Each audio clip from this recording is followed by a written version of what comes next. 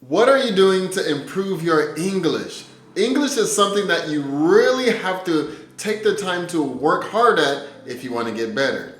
Today, let's talk about 5 things that you can do to improve your fluency in English. Are you ready to learn those 5 things? If so, then let's get into it. If you are going to get better at something, you have to do that thing. So, naturally, if you want to get better at English, you're going to have to practice speaking in English. If speaking in English is your goal, you should try to speak at least 5 to 10 minutes a day. More would be better. I have lots of students who come to my lessons once a week, and the thing that I hear the most is that they can't remember what they've learned. But when I ask them if they use English outside of the classes, a lot of them say no. Think of anything that you have gotten really good at, and I mean really good. You probably practice it a lot, and it's also become part of your everyday routine. Speaking in English should be the same. There are many things that you can do. For example, shadowing is a great way for you to improve your fluency and your speaking skills at the same time. You can try tongue twisters, which will get your mouth muscles trained and moving in the right way. You can also find English language videos or podcasts and really try to do what's suggested in them. The most important thing here is that you really want to make English a part of your daily life. Over time, I think it will become possible for you to think of English as something that you do without even thinking. I have a student who wasn't a very big studier. What she really liked to do was rent movies and then try out phrases on real people that she really liked from that movie. If you met her now, you would be surprised at how fluent in English she is. Make English a part of your daily life, and I think you'll really start to notice the benefits. You can also try apps, reading to yourself out loud, or anything that's going to get you in the habit of using English on the daily. And like I said, 5 to 10 minutes a day would be great, but the more that you can do each day, it's going to be that much better for you in the long run. The next habit that you should work on is your listening skills. If you aren't even able to understand the person that you're talking to, then there's no way that you're going to have a great conversation. I always say that the most important part of a conversation is, can the other person that you're speaking to understand what you're saying?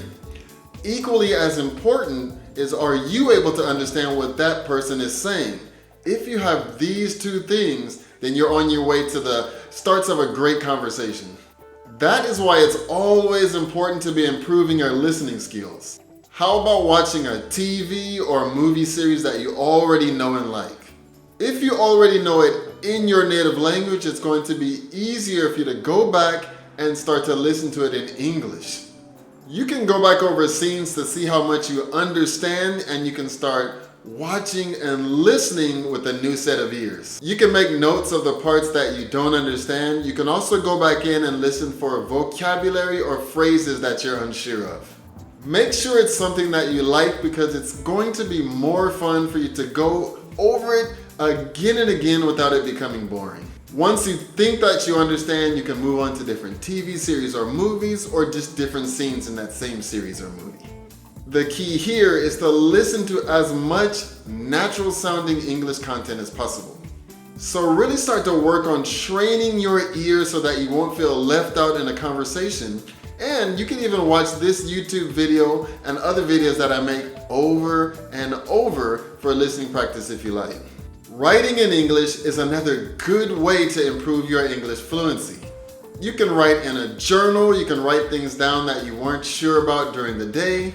You can write with a pen and a paper. You can use your phone. You could even use a computer. The main thing is to get some things down in your own writing, and this is going to really benefit you when it comes to your English fluency. Writing is just a great way that you can control what's happening. You can really take your time to get your thoughts down in a clear, better way. Take the time here to practice different phrases that you would like to try out. When you are writing, you're not under any pressure to hurry up and reply right away. Also, no one has to know what you're writing. You can keep these to yourself if you like. Think of different situations that you have been in. Was there a better way that you could have replied? How about try writing it down here first, practicing it, and then using it the next time you get in a similar situation. If you do want to and you are able to, you can have a friend, a colleague, or even an English teacher check what you wrote to make it even better for the next time you want to use it. I had a student that would journal her time in between classes, and then we would go over it together to correct for any mistakes. And over time, you could really start to see the improvement in her writing, and this also was reflected in the way that she was speaking in class as well. This was also a great way to improve her vocabulary because she was able to, on that spot, replace vocabulary that she would use over and over with different ways that she could use it. So practice getting a hold of your thoughts and doing it in a low stakes situation where you're not worried about responding to someone right there in a real conversation. Try it out and see what you think. Repetition is a great way to improve your English. Whatever you do in life, most people are not going to be able to master it after just one time. Go back over what you learned and make sure that you review it so that it's locked into your brain. If you can repeat it enough so that you are able to teach it to someone else, that's even better. When I learn Japanese, things that I don't use often are the easiest for me to forget the next time I need them in a situation. And in American English, we have a phrase called use it or lose it. And in this context, it just means that once you learn something, go try it out again and again. Did you learn any new phrases or vocabulary this week? How about go out and try it again as soon as possible so that it sticks with you. The more that you repeat something, the easier it will become a part of you.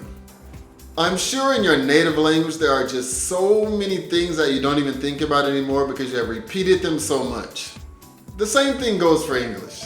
Practice makes perfect is another English saying, and it just means that the more you do something, the better you will get at it. So whatever you learned this week, try it out on someone or just go over it by yourself. Set goals that are realistic for you and then stick with them. English is difficult and you're not going to become a fluent English speaker overnight. But you can commit to 5 or 10 minutes of English a day. You can decide to write something down in English every day. You can make it a habit to repeat and review what you have learned that day or that week. Just by learning a little a day and sticking to your goals, you'll be able to reach them faster. When you compare yourself now to a year from now, where do you want to be on your English journey? Figure that thing out and then set a goal to make it happen. I hope these will help you get started with improving your fluency in English.